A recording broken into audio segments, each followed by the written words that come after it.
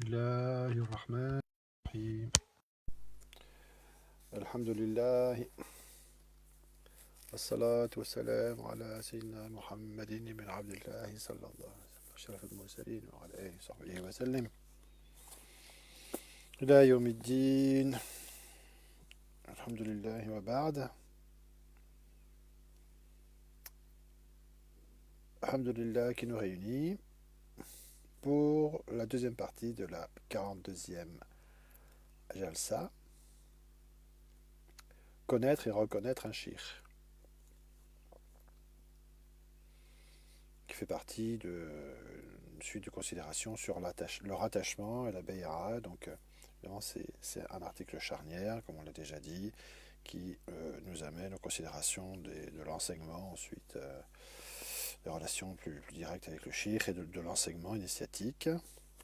Donc, on a vu le premier principe qu'on a essayé de mettre en avant, ce qui est le principe de la pérennité d'une guidée spirituelle jusqu'à la fin des temps, pour assurer par Allah à ceux qui font des efforts dans la voie du rapprochement vers lui, subhanahu wa ta'ala. Deuxièmement, les aspects qui sont propres à la reconnaissance du maître spirituel.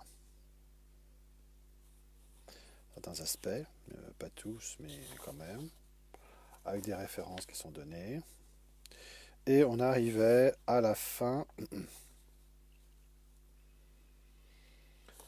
au troisième principe, enfin j'ai un peu ça principe, mais bon, voilà, une donnée importante dans cette question-là.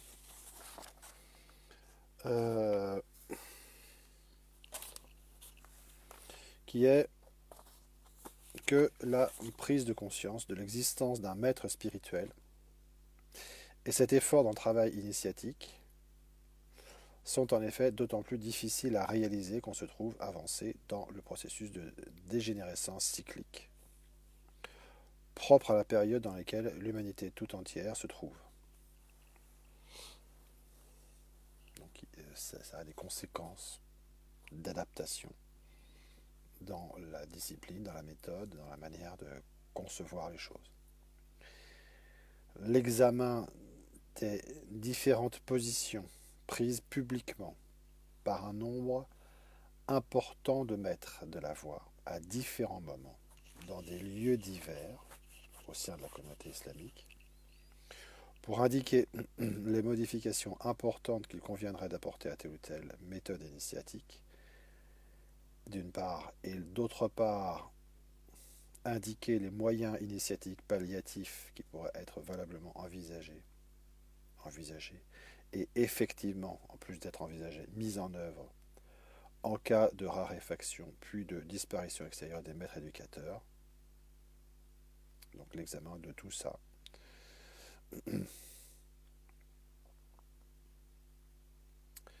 Ces différentes considérations sont clairement à mettre en rapport avec la science qu'ils avaient de la dégénérescence des conditions cycliques. S'il n'y avait pas de conditions cycliques, si les conditions cycliques, ça veut dire en sens inverse, on peut dire, n'étaient pas profondément différentes, il n'y aurait pas à effectuer des modifications dans la manière d'aborder le suluk, ni les relations notamment avec le shir et d'autres aspects. Si on était resté dans le temps idéal qui était le temps du prophète sallallahu alayhi wa sallam. Donc soit on pense qu'on est resté dans ces temps-là et on applique les choses sans aucune considération des conditions de vie actuelles, plus de 14 siècles plus tard, ou alors on prend en compte, donc sans prendre en compte tout ce qui a été dit, ou alors on fait acte un petit peu de réalisme, si on peut dire, et surtout on prend en considération les données traditionnelles qui existent de tous côtés sur cette question, et on adapte les choses en fonction de ce qui est proposé par les autorités du tariq. C'est quand même relativement assez simple à comprendre aussi. Et par contre, ce qui est étonnant, enfin, c'est étonnant, évidemment, chacun peut se faire son avis là-dessus, mais ce qui est étonnant, c'est se dire, mais comment, si c'est si simple que ça, comment se fait-il qu'on voit tant d'avis différents actuellement de gens qui ont l'air de considérer qu'il faut faire les choses comme au temps d'Abu Talib el-Mekki, de Junayd, des plus grands prédécesseurs. Qu'est-ce qui se cache derrière ça? Quel est l'enjeu? Donc là, il y a presque une vingtaine de références qui sont données. Certaines qu'on a vues, d'autres pas, qu'on va voir bientôt, Inch'Allah, pour la plupart, parce que c'est quand même des choses importantes. Bismillah. La liste des maîtres qui se sont prononcés sur la dégénérescence de la voix, bon, on a déjà vu, ça a été déjà cité précédemment, me semble-t-il. Le maintien de la guidée spirituelle malgré la disparition extérieure des maîtres éducateurs et l'importance de la prière sur le prophète sallallahu alayhi wa sallam dans ce qu'à la fin des temps.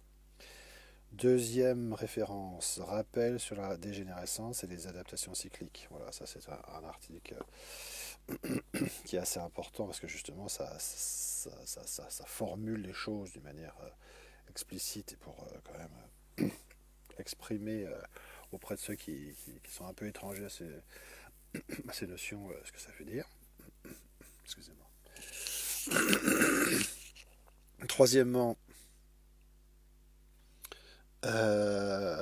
selon l'imam Razali, de la voie par laquelle l'homme connaît les défauts de son âme, ça on l'a vu assez tôt.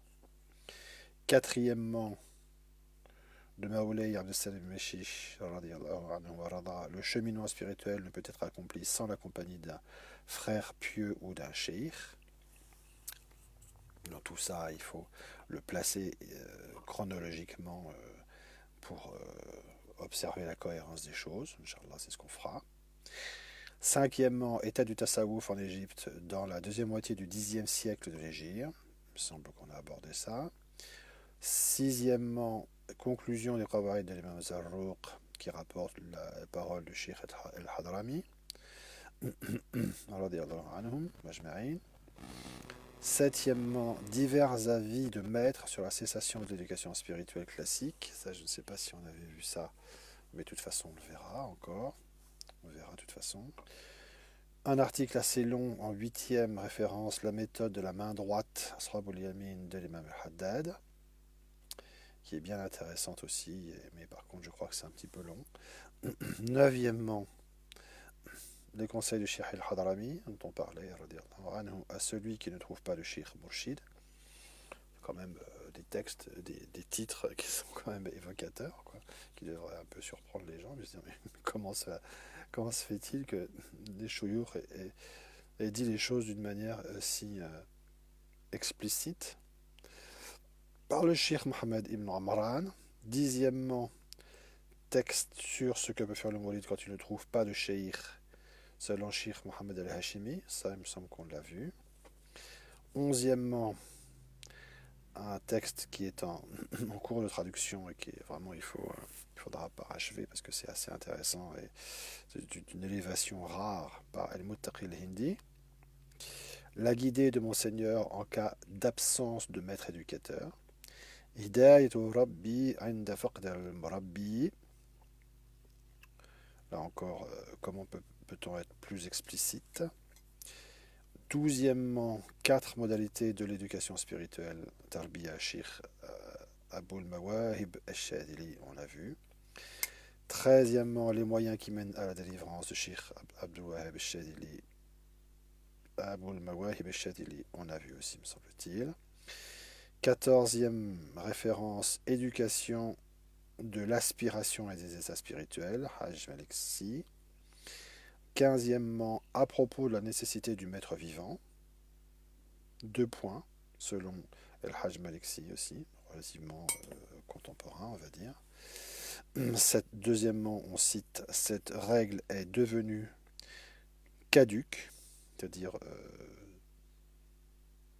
sans actualité, quoi, révolu, et le débat n'a plus raison d'être. c'est c'est clair. Radiallahu anhu. Marhaban jami'an. Ensuite, 15e, non, ça on l'a fait. 16e, peut-on s'engager dans la voie en cédant des ouvrages de soufisme ou bien l'aide d'un shir est-elle indispensable? Question qui a été posée au shir Ibn Abbad el-Rundi à laquelle il répond, on a vu. Et enfin, le guide Murshid Haqqan, Sheikh Mohammed Saïd Ramadan el-Bouti, radiyallahu anhu wa rada. Bien, voilà, on terminera cette petite jalsa, si on peut dire, par des considérations que je vais un peu réduire par une double conclusion, mais en fait, c'est un petit peu compliqué, donc je vais simplifier une partie parce qu'il y a des considérations qui sont peut-être à réactualiser, je verrai ça.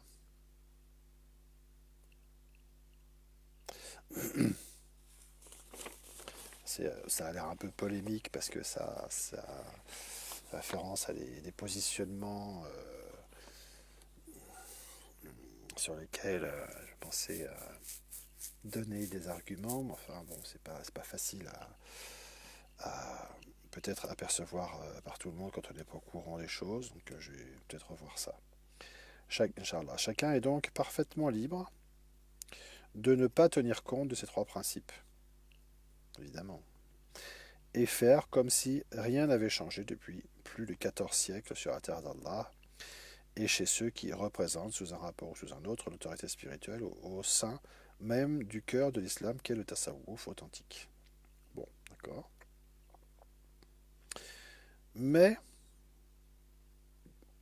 il est tout autant libre,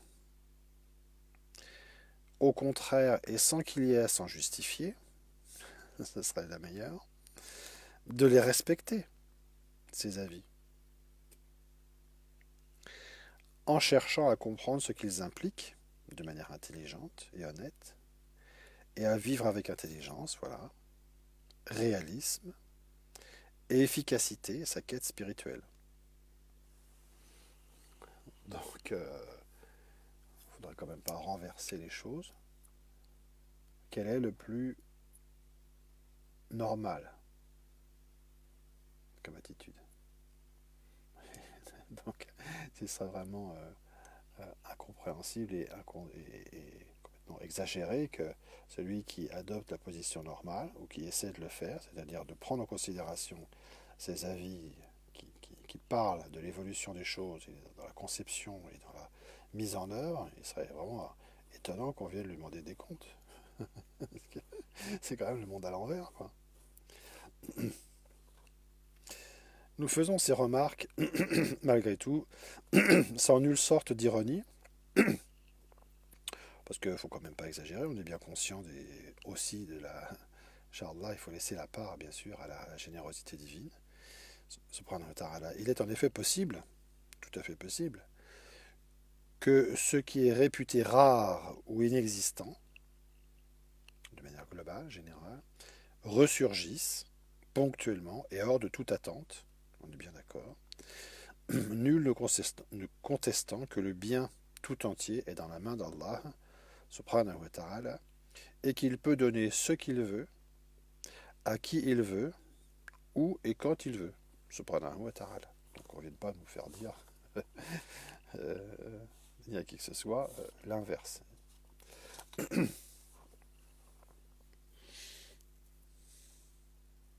Bon, là je pense que le reste...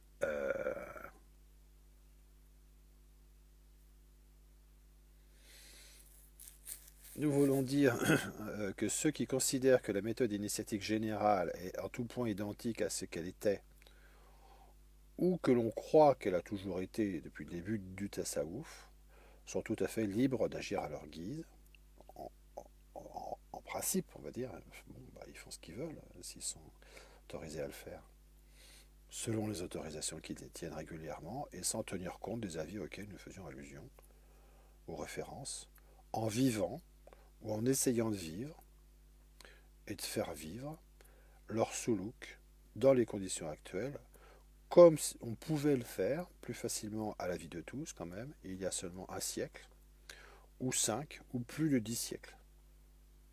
Bon, l'important, au final, est qu'on y parvienne effectivement à faire les choses de cette manière-là. D'une part, sans porter atteinte ou préjudice ou dommage à qui que ce soit, d'autre part. Ça, c'est un point qui a son importance, évidemment. Parce que si on force les choses, il y a toujours quelque chose de cette nature qui apparaît, s'il n'y a pas d'harmonie. Mais, comment justifier alors, etc., ou qu'il fasse état, etc. Bon, ça on passe, bon.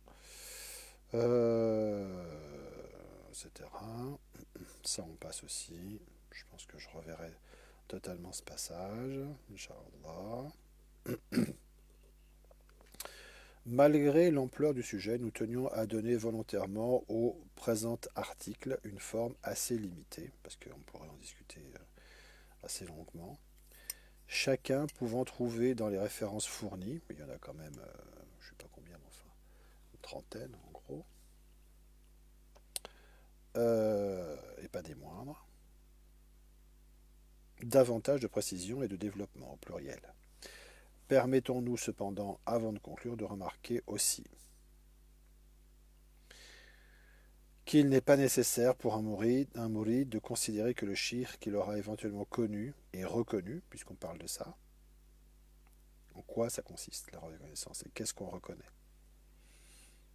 Qu'est-ce qu'il faut reconnaître? Il n'est pas nécessaire pour un mouride de considérer que le shir qu'il aura éventuellement connu et reconnu comme tel est pour autant un maître éducateur parfait, nécessairement, pour pouvoir bénéficier de sa personne et de sa fonction. C'est pas la peine d'en rajouter. Selon la loi du tout ou rien.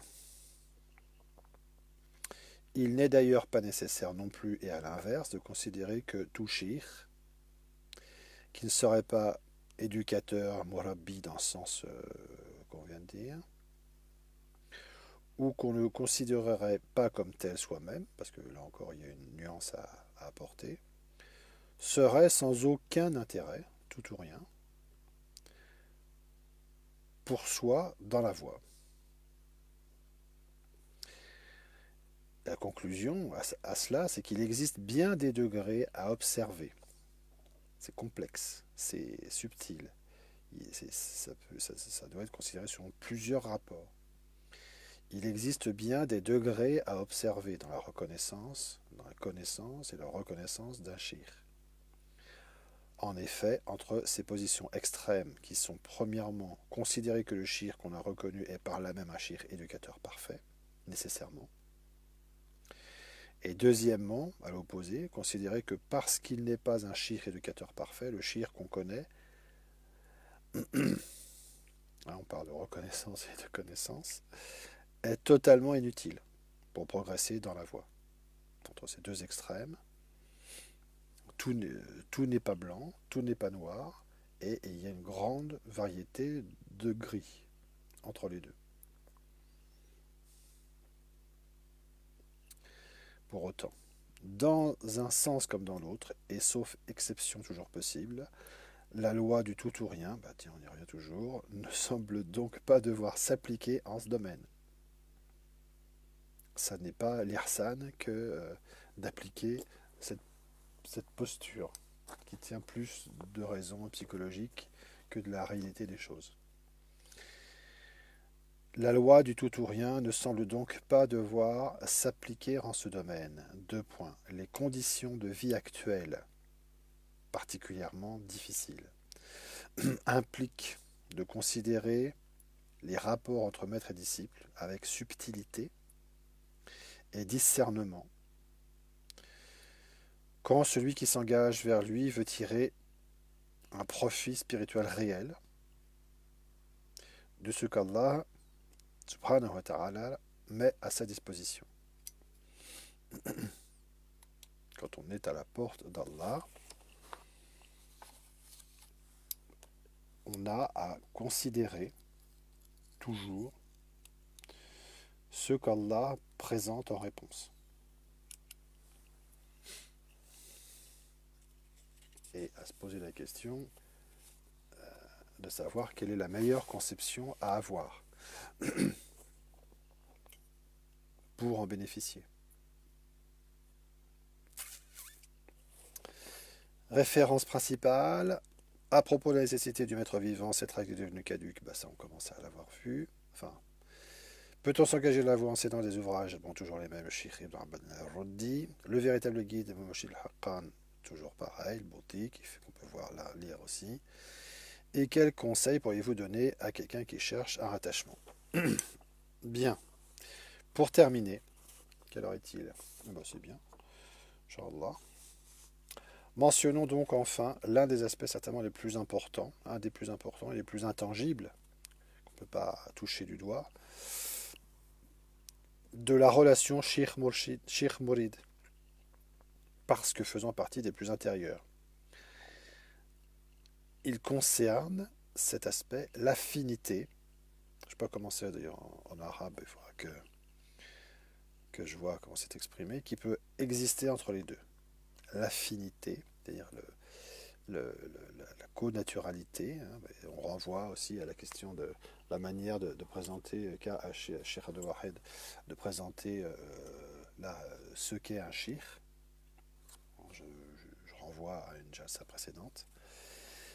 Elle peut idéalement, si on peut dire, apparaître plus ou moins immédiatement. Il y a des cas pour lesquels c'est immédiat et c'est total et complet. Mais ça peut être moins immédiat au mouride et s'établir et s'imposer, ou s'établir et s'imposer progressivement à sa conscience et à son acceptation. Voici ce que rapporte de cette reconnaissance, un processus de reconnaissance donc, l'imam Sha'rani dans ses Lawaqir, à l'évocation du 109e adab. Il consiste, ce adab, à ne plus se tourner vers le bas monde après qu'Allah l'a réuni, le mouride, avec son sheikh. Car entre ses mains se trouve tout ce que Allah a réparti pour le mouride du bas monde et de l'autre.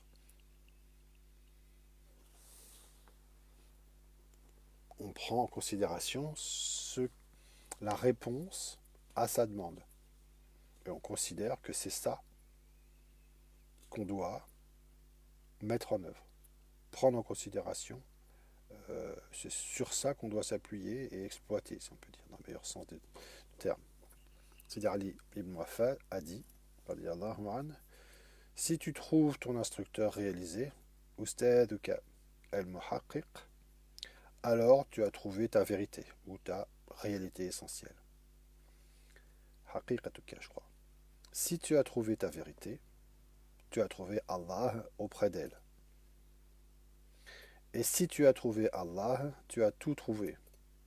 Le but consiste à trouver cet instructeur. Bien, nous n'en dirons donc pas davantage, si ce n'est qu'on peut ainsi comprendre l'importance que la capacité à avoir confiance en soi, ce qu'on appelle avoir confiance en soi, et en autrui, de manière assez extérieure et sous un abord psychologique, peut prendre au sein du pacte initiatique comme dans la voie en général. Wallahu a'lam. Wassalatu wassalam ala sayyidina Rasulillah sallallahu alayhi wa sallam. Bon, alhamdulillah, wa alaykum salam wa rahmatullah. Rapidement, est-ce qu'il y a des questions à poser en direct sur ce thème ou pas? Vous avez 5 minutes pour répondre. Inch'Allah. Visiblement, il n'y a pas de question. Personne ne se mobilise. Bikhair, Inch'Allah. Je vous souhaite une bonne continuation, Inch'Allah, et un bon Laylatul Jumu'ah. Vous savez on est en train de mettre en place, pour ceux qui ont suivi un petit peu, une version, comment dire, voilà, une version lecture commentée des articles, c'est-à-dire on va faire en sorte que on puisse naviguer entre la version texte d'un article et la version euh, lecture commentée, quoi, on va dire. Pour l'instant, j'ai appelé ça comme ça, assez facilement, hein, pour pouvoir faciliter les choses, Inch'Allah, sachant qu'on peut aussi imprimer les textes. Inch'Allah. Voilà, on est en train de faire ça, peut-être pas sur tous les textes, enfin en tout cas pour certains textes qui sont compatibles avec le format de la Jalsa Mohammedia, et puis après on verra comment Allah Ta'ala facilite les choses. Voilà, je vous souhaite une bonne nuit de Jumu'ah, Inch'Allah. Wassalamu alaikum wa rahmatullahi wa barakatuh.